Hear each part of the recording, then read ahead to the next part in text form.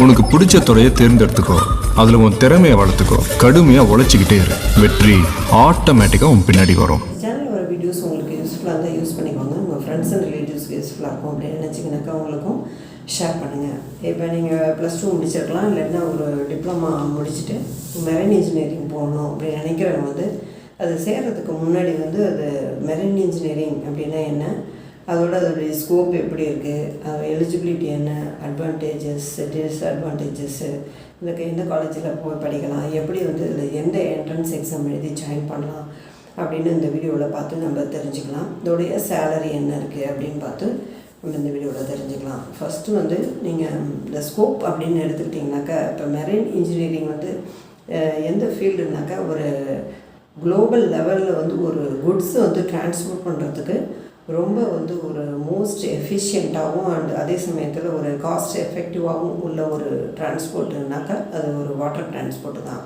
அதனால் வந்து இப்போ இந்த வாட்டர் டிரான்ஸ்போர்ட் வந்து ரொம்ப டிமாண்ட் அதிகமாகிடுச்சு. ஏன்னா குளோபல் லெவலில் நிறைய டிரான்ஸ்போர்ட் வந்து நடக்குது, நிறைய பொருட்கள் வந்து டிரான்ஸ்போர்ட் பண்ணுறாங்க.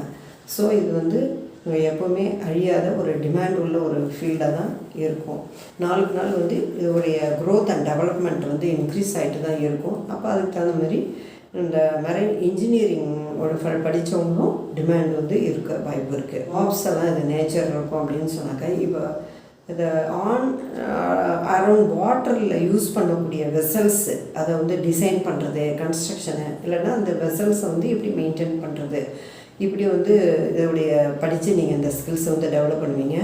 அதே சமயத்தில் அந்த மெரைன் டெக்னாலஜி வந்து நம்ம யூஸ் பண்ணி ஒரு ஹார்பரில் இல்லைன்னா ஒரு ஆயில் ரிக்ஸ், அதாவது ஆயில் பிளாட்ஃபார்ம், ஆயில் கேஸ் எடுக்கக்கூடிய இண்டஸ்ட்ரீஸு, இல்லைன்னாக்கா அந்த க்ரூஸ் ஷிப்ஸ், இதெல்லாம் வந்து ஒரு எக்கனாமிக்கலாகவும் அதே சமயத்தில் ஒரு சேஃப்டியாகவும் எப்படி பில்ட் பண்ணுறது, க்ரியேட் பண்ணுறது அப்படின்னு வந்து ஒரு தெரிஞ்சுக்கிட்டு அந்த ஃபீல்டில் வந்து அந்த டெக்னாலஜியை யூஸ் பண்ணுறது தான் வந்து இந்த மெரைன் இன்ஜினியரிங் படித்தவங்களுடைய ஜாப் இருக்கும், அதோட நேச்சர். இது வந்து டிஸ்அட்வான்டேஜஸ் அப்படின்னு பார்த்தீங்கன்னாக்கா, இது வந்து இப்போ கண்டிப்பாக வந்து ஆஃப்ஷோரு ஆன்போர்டு இப்படி எதில் என்ன நமக்கு வந்து ஜாப் கிடைக்கும். இப்போ ஆன்போர்டு அப்படிங்கிறப்ப வெதர் கண்டிஷன்ஸ் வந்து ஒவ்வொரு இடத்துலையும் மாறும், ட்ராவல் அதிகமாக இருக்கிற மாதிரி இருக்கும். அதாவது ஒரு குளோபல் லெவலில் ஒரு வாய்ப்பு, வேலை வாய்ப்புங்கிறதுனால ஒரு கண்ட்ரிலேருந்து இன்னொரு கண்ட்ரிக்கு வந்து நம்ம மூவ் ஆகி போயிட்டே இருக்க மாதிரி இருக்கும். அப்போ அந்த வெதர் கண்டிஷன்ஸ்லாம் நமக்கு வந்து சூட் ஆகணும். அதே சமயத்தில் நம்ம ஃபேமிலியை விட்டு கொஞ்சம் அதிகம் மற்ற ஃபீல்டை விட கொஞ்சம் அதிகமாக விலகி இருக்கிற மாதிரி ஒரு ஃபீலிங் இருக்கும். இந்த மாதிரி தான் ஒரு டிஸ்அட்வான்டேஜும் லைட்டாக இருக்கும் இந்த ஃபீல்டில். அதெல்லாம் உங்களுக்கு சூட்டபுளாக என்னன்னு இப்போவே நல்லா தெரிஞ்சுக்கிட்டு அதுக்கப்புறமா இந்த ஃபீல்டில் நீங்கள் என்ட்ராகினீங்கன்னா நல்லாயிருக்கும். அதோடு இல்லாமல் இப்போ ஜாப்ஸ்னால் என்ன இருக்கும் அப்படின்னு சொல்லி பார்த்தீங்கன்னாக்கா, இப்போ இந்த டிசைன்ஸ் இதெல்லாம் படிக்கிறதுனால ஒரு டிசைன் இன்ஜினியராகவோ இல்லை ஷிப்யார்டில் ஒரு இன்ஜினியராகவோ, ஹார்பரில் ஒரு இன்ஜினியர் இப்படின்னு போகக்கூடிய வாய்ப்புகள் இருக்குது. இதில் வந்து கம்பெனிஸ் வந்து நிறைய கம்பெனிஸ் இருக்காங்க. அதோட சில கம்பெனிஸ் வந்து எக்ஸாம்பிள்ஸ் வந்து இந்த வீடியோவில் வரும், பார்த்து தெரிஞ்சுக்கோங்க. அதுக்கப்புறம் எலிஜிபிலிட்டி வந்து ரொம்ப இம்பார்ட்டண்ட்டு. இப்போ இந்த ஃபீல்டில் வந்து நீங்கள் ஒரு +2 போய் சேரணும்னா ஃபிசிக்ஸும் மேக்ஸும் +2 நீங்கள் கம்பல்சரியாக எடுத்துருக்கணும். அதோடு நீங்கள் கெமிஸ்ட்ரியோ பயாலஜியோ இல்லை கம்ப்யூட்டர் சயின்ஸோ பயோடெக்னாலஜியோ எது வேணாலும் எடுத்துருக்கலாம். ஆனால் ஃபிசிக்ஸ் மேக்ஸ் இருக்கிற மாதிரி பார்த்துக்கோங்க. இது வந்து ஒரு 55% நீங்கள் வந்து ஓவரால் எடுத்துருக்கணும். இங்கிலீஷ் வந்து மஸ்ட்டு ஒரு 10th 12th டிகிரிலையோ எதுவாக இருந்தாலும் சரி, டிப்ளமா முடிச்சுட்டு போயினே ஒரு 50% வந்து கண்டிப்பாக இங்கிலீஷில் எடுத்துருக்கணும் அப்படின்னு சொல்லுவாங்க. அது மாதிரி பார்த்துக்கோங்க. இதான் வந்து எஜுகேஷன் குவாலிஃபிகேஷன் அப்படி தான் இருக்கும். சில டிப்ளமா படித்தவங்க வந்து லேட்ரல் என்ட்ரியாக வந்து இந்த மெரைன் இன்ஜினியரிங்கில் சேரலாம். அது என்னென்ன டிப்ளமான்னு இந்த வீடியோவில் வரும், பார்த்து அதையும் நீங்கள் தெரிஞ்சுக்கோங்க.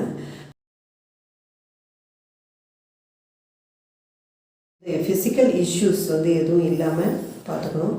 அதோட ஐசைட் 2.5 +or- இருக்கலாம். காதில் எந்த கோளாறும் இருக்கக்கூடாது. அதே சமயம் மென்டலாகவும் நீங்கள் ஹெல்த்தாக இருக்கணும். இது மாதிரி வந்து ஹைட் அப்படின்னு பார்த்தீங்கன்னா 157 மேக்ஸிமம், இல்லை வெயிட்னா above 45 இருக்கணும் அப்படின்னு மாதிரி ஒரு பேசிக் கண்டிஷன்ஸ்லாம் இருக்கும். அதோட டெஸ்ட்டு கண்டிப்பாக மெடிக்கல் டெஸ்ட் நடக்கும்.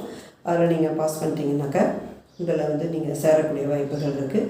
இதில் வந்து பார்த்திங்கன்னா நல்ல சேலரி அதிகமாக உள்ள ஒரு ஃபீல்டு இது. இதில் படித்து நீங்கள் பாஸ் பண்ணி வெளியில் வந்தீங்கன்னாக்கா இப்போ ஜூனியர் இன்ஜினியராக ஜாயின் பண்ணுவீங்க. அதுக்கப்புறமேலு ஒவ்வொரு லெவலாக சீஃப் இன்ஜினியர் வரைக்கும் இதில் போகலாம். ஒவ்வொரு கம்பெனிஸும் வந்து டிஃப்ரென்ஷியேட் ஆகும் சேலரியில். ஆனால் மினிமம் வந்து பர் மந்த் 1 lakh above தான் சேலரி இருக்கும் அப்படின்னு சொல்லியிருக்கிறாங்க. நீங்கள் வந்து இந்த வீடியோவில் என்ன கம்பெனிஸ்லாம் எவ்வளோ வந்து சேலரி தராங்க அப்படின்னு சொல்லி ஒரு சில கம்பெனிஸ் வந்து கொடுத்துருக்குறாங்க. அதையும் பார்த்து நீங்கள் தெரிஞ்சுக்கோங்க. இது மாதிரி இந்த இன்ஜினியரிங் பற்றி நீங்கள் நல்லா தெரிஞ்சுக்கிட்டு இந்த ஃபீல்டு ட்ரை மெரைன் இன்ஜினியரிங் படிக்கலாம். எல்லாமே அவருக்குள்ள இருந்ததுதான். அதை வெளியே கொண்டு வந்த கருவி மட்டும்தான் நான். மகிழ்ச்சி. என் அழைப்பை ஏற்று இங்கே வந்த மாமனிதர்களுக்கு என்னுடைய நன்றி.